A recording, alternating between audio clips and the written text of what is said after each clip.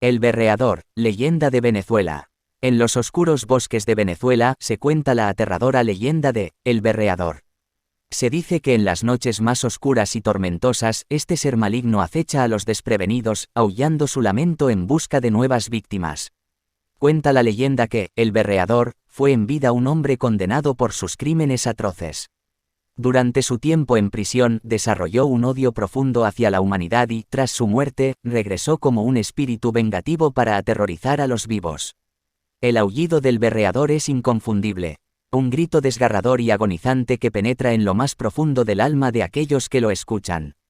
Su sonido retumba en el aire, dejando una sensación de terror y desesperación en todos los que lo presencian.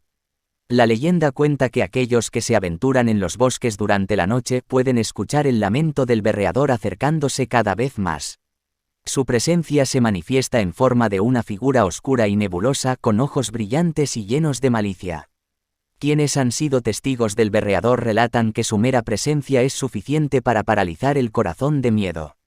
Su aura maligna envuelve el aire, llenándolo de una energía oscura y sofocante que hace que sea imposible escapar de su influencia.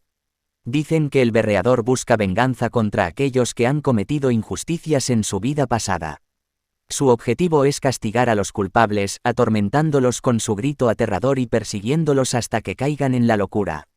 La leyenda del berreador ha pasado de generación en generación en Venezuela, sirviendo como advertencia para que las personas se mantengan alejadas de los bosques durante la noche.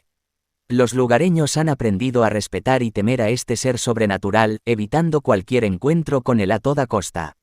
Aquellos que han tenido la desgracia de encontrarse cara a cara con el berreador, cuentan historias de horror y desesperación.